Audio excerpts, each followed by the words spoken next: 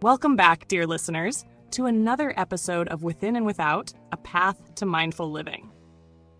I'm Arya Elena, and as always, I'm grateful to have you with us as we journey through the Bhagavad Gita and its timeless teachings.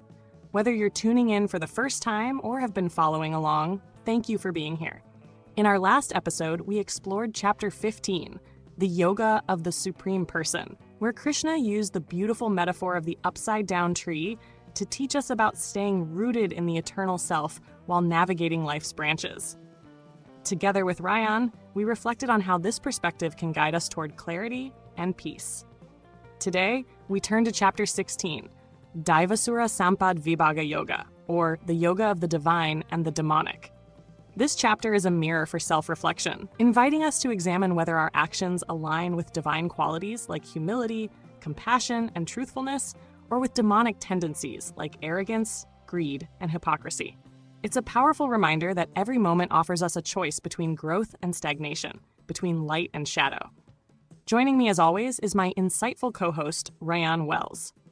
Ryan, I find Chapter 16 both inspiring and challenging. Krishna's descriptions of divine and demonic qualities are so clear, yet they require us to take a hard look at ourselves. What's your take on this chapter? Thanks, Arya. I agree. This chapter is a call to introspection. Krishna's teachings here aren't just philosophical, they're deeply personal. But I also think it's important to approach these qualities with compassion for ourselves. Nobody is purely divine or purely demonic. We're all a mix of these tendencies, and the goal is to cultivate awareness and make conscious choices. Absolutely, Ryan. And Krishna emphasizes that these qualities aren't fixed. They're shaped by our actions, intentions, and awareness. As we explore this chapter, we'll dive into Krishna's descriptions of divine and demonic nature, their influence on our lives, and how we can align more closely with our higher self. Before we dive in, a quick reminder. If you've been enjoying this series, don't forget to subscribe to our channel, Within and Without, A Path to Mindful Living. Subscribing helps you stay connected to future episodes and supports our growing community of mindful seekers. Now, let's embark on this journey through Chapter 16. Ryan, are you ready? Absolutely, Arya. Let's explore how Krishna's teachings in this chapter can inspire self-awareness and transformation. Krishna begins Chapter 16 by listing the qualities of the divine nature, Daivi Sampad. These include humility, compassion, nonviolence, self-discipline, and truthfulness. He contrasts these with the qualities of the demonic nature, Asuri Sampad, such as arrogance, greed, hypocrisy, and cruelty. Ryan, what stands out to you about Krishna's descriptions of these qualities? What stands out to me, Arya, is how practical these qualities are. They're not abstract ideals. They're behaviors and attitudes we can observe in ourselves and others. But I do think there's a question here. Are these qualities innate, or are they cultivated through our choices and environment? That's a fascinating question, Ryan. Krishna seems to suggest that while some tendencies may come naturally, we all have the capacity to cultivate divine qualities through self-awareness and practice. But I'd argue that environment plays a significant role as well. What we surround ourselves with, whether it's people, habits, or thoughts, shapes the qualities we embody. I agree, Arya, but I'd add that the ego plays a central role in this dynamic. The demonic qualities Krishna describes often stem from identification with the ego, this sense of separateness that fuels arrogance, greed, and fear. But do you think the ego is inherently negative, or can it be a tool for growth? That's a great question, Ryan. I think the ego itself isn't the problem. It's our attachment to it. When we see the ego as a tool for navigating the material world rather than as our true identity, it can help us grow and learn. But Krishna's teaching emphasizes that ultimate freedom comes from transcending the ego and aligning with divine virtues. Krishna also highlights the power of choice in this chapter. He teaches that by cultivating divine qualities, we align ourselves with liberation, while indulging in demonic tendencies leads to suffering. This reminds me of modern mindfulness practices that emphasize observing and shifting unhelpful patterns. How do you see this connection, Ryan? It's a strong connection, Arya. Mindfulness helps us recognize when we're acting from a place of fear, attachment, or ego. By bringing awareness to these moments, We can choose to respond from a place of compassion, patience, and humility, qualities Krishna associates with the divine nature. This practice aligns beautifully with Krishna's teaching that self-awareness is the key to transformation. Beautifully said, Rayan. Listeners, as you reflect on these teachings, consider this. What qualities, divine or demonic, do you notice most often in your thoughts and actions? And how might cultivating greater awareness help you align more closely with your higher self? As we continue, we'll explore the historical and cultural context of Krishna's teachings and their universal relevance. That's a powerful reflection, Arya. Let's dive into the roots of these ideas and their connections to spiritual traditions worldwide. To understand Krishna's teachings in Chapter 16, it helps to explore their roots in Indian spirituality. The concepts of divine and demonic qualities, Daivi and Asuri Sampad, are deeply tied to the Gita's broader themes of self-mastery and liberation. Rayan, how do you see these qualities fitting into the Gita's overall message? Great question, Arya.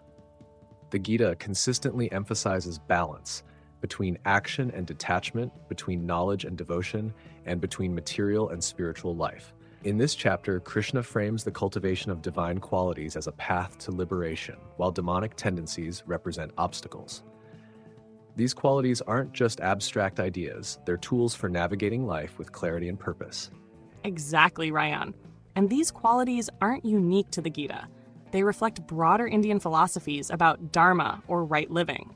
Divine qualities like humility, compassion, and truthfulness are seen as essential for fulfilling one's dharma. But how do you think the Gita's emphasis on choice, on actively cultivating these qualities, makes it distinct? It's a crucial distinction, Arya.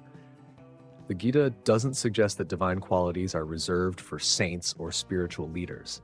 Krishna makes it clear that anyone can cultivate these qualities through self-awareness and effort. This idea of personal responsibility is empowering. It reminds us that spiritual growth isn't something that happens to us, it's something we choose. Absolutely. And this idea of personal choice is echoed in other traditions as well. In Christianity, for example, there's the concept of virtues and sins. Qualities like faith, hope, and love are seen as pathways to divine connection, while pride, greed, and envy are viewed as barriers. How do you see these parallels, Rayan? The parallels are strong, Arya. Both Krishna and Jesus emphasize that spiritual growth requires conscious effort. In Christianity, the cultivation of virtues often involves practices like prayer, reflection, and service, which align closely with Krishna's call to align with divine qualities. Both teachings remind us that while external actions matter, inner transformation is the ultimate goal. Exactly. And in Buddhism, we see a similar emphasis on cultivating skillful actions and avoiding unskillful ones. The Eightfold Path, for instance, encourages right speech, right action, and right livelihood, qualities that align with Krishna's divine nature. How do you see these teachings complementing each other? They complement each other beautifully. Arya, both traditions teach that our actions and intentions shape our path. Krishna's divine qualities, like truthfulness and self-discipline, align with the Buddhist emphasis on mindfulness and ethical living. Both paths offer practical tools for living with integrity and purpose. And indigenous traditions also offer profound insights into this balance. Many Native American cultures emphasize living in harmony with the natural world, recognizing the interplay of life-affirming and destructive forces. This mirrors Krishna's teaching that divine and demonic qualities are both part of the human experience, but it's our choice which we cultivate. What can we learn from these perspectives? They remind us, Arya, that balance is key. Indigenous traditions teach us to honor both light and shadow, recognizing that challenges and conflicts are opportunities for growth. Krishna's teaching invites us to approach these moments with awareness, choosing actions that align with our higher self. Listeners, as you reflect on this historical and cultural context, consider how these teachings resonate with your own experiences. What qualities do you find most challenging to cultivate? And what practices might help you align more closely with your higher nature? That's a powerful reflection, Arya. And as we move into the next segment, we'll explore how Krishna's teachings on divine and demonic qualities can be applied in practical ways to navigate modern life with awareness and purpose. Krishna's teachings in Chapter 16 are not just philosophical. They're incredibly practical for navigating modern life. The divine and demonic qualities he describes show up everywhere, in our work, relationships, and even in how we talk to ourselves. Ryan, how do you see these qualities manifesting in daily life? They're everywhere, Arya. Take humility, for instance, a divine quality Krishna emphasizes.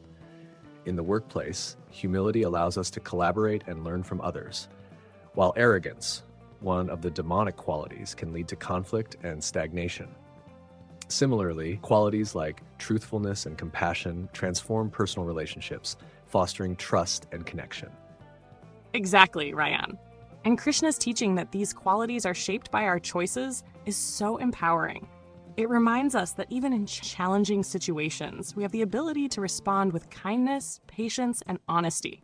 But what about societal pressures that amplify demonic tendencies like greed or envy? How can we stay grounded in divine qualities amidst those influences? That's a real challenge, Arya. Societal pressures often push us toward comparison and competition, which can amplify negative tendencies. Staying grounded requires intentional practices like gratitude, mindfulness, and aligning with higher values. For example, taking time to reflect on what truly matters can help us shift from a mindset of scarcity to one of abundance. Beautifully said, Ryan. And Krishna's teaching about the power of choice feels especially relevant here. He reminds us that each moment offers an opportunity to align with divine qualities. Whether it's choosing to speak with kindness, listen with empathy, or act with integrity, these small decisions shape the trajectory of our lives. Absolutely, Arya. And this is where modern tools like journaling and meditation can be so helpful. Journaling allows us to reflect on our actions and intentions, identifying areas where we can grow. Meditation helps us cultivate the awareness needed to pause and choose a higher response, even in difficult moments. Listeners, as you reflect on Krishna's teachings, think about the qualities you embody most often. What divine qualities do you see in yourself, and how do they shape your actions? And what tendencies might you want to release to align more closely with your higher self? Those are powerful questions, Arya. Krishna's teachings in chapter 16 invite us to examine our actions and align with divine qualities. This theme isn't unique to the Gita. It resonates across spiritual traditions worldwide. Ryan, let's start with Christianity. How do you see parallels between Krishna's divine and demonic qualities and Christian teachings about virtues and sins? The parallels are strong, Arya. In Christianity, the 7 virtues, faith, hope, love, prudence, justice, temperance, and fortitude, align closely with Krishna's divine qualities like compassion, humility, and truthfulness. Similarly, the 7 deadly sins, such as pride, envy, and greed, reflect the demonic tendencies Krishna warns about. Both traditions emphasize the power of choice in shaping our spiritual path. Exactly, Ryan. And in Buddhism, the teachings on skillful and unskillful actions offer another lens to understand Krishna's message. The Buddha emphasizes mindfulness and ethical conduct as tools for cultivating skillful actions, which align with Krishna's divine nature. How do you see these teachings complementing each other? They complement each other beautifully, Arya. Both Krishna and the Buddha invite us to observe our actions and intentions with awareness. Skillful actions like kindness and generosity align with divine qualities, while unskillful actions like greed and anger create suffering. Both paths remind us that self-awareness is the key to transformation. And in indigenous traditions, the emphasis on harmony and balance offers another perspective. Many Native American cultures speak of walking in balance, honoring life-affirming forces while being mindful of destructive tendencies. This mirrors Krishna's teaching that divine and demonic qualities are both part of the human experience, but it's our choice which we cultivate. What insights can we draw from these traditions? They remind us, Arya, that light and shadow are part of the same whole. Indigenous traditions teach us to approach both with reverence and awareness, seeing challenges as opportunities for growth. Krishna's message invites us to recognize and honor these dynamics within ourselves, choosing actions that align with our higher purpose. Beautifully said, Ryan. And modern spiritual teachers like Sadhguru and Eckhart Tolle also echo these themes. Sadhguru emphasizes aligning with life's intelligence, which reflects divine qualities. while Tola focuses on cultivating presence and releasing ego-driven tendencies. How do these teachings deepen our understanding of Krishna's message? They make it practical, Arya. Sadhguru reminds us that divine qualities flow naturally when we're aligned with the larger intelligence of life. Tola's teachings on presence help us observe and release unhelpful patterns, aligning with Krishna's call to self-awareness and growth. Both perspectives bring Krishna's message to life in ways that are accessible and actionable. Listeners, as you reflect on these interfaith connections, think about how Krishna's teachings resonate with your own beliefs and practices. What qualities do you feel called to cultivate, and how might these moments of awareness deepen your spiritual journey? It's a powerful reflection, Arya. Before we close today's episode, let's take a moment to reflect on Krishna's teachings in chapter 16. The distinction between divine and demonic qualities isn't about labeling ourselves or others. It's a mirror for self-awareness. Krishna reminds us that we all carry these tendencies within us, and the path to growth lies in cultivating divine qualities like compassion, humility, and truthfulness, while recognizing and releasing the tendencies that no longer serve us. Now I'd love to hear from you, our listeners.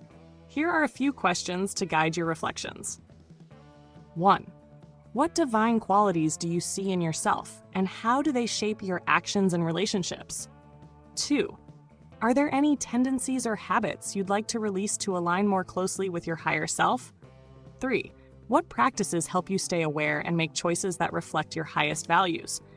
Those are excellent questions, Arya. And listeners, remember that growth is a journey, not a destination.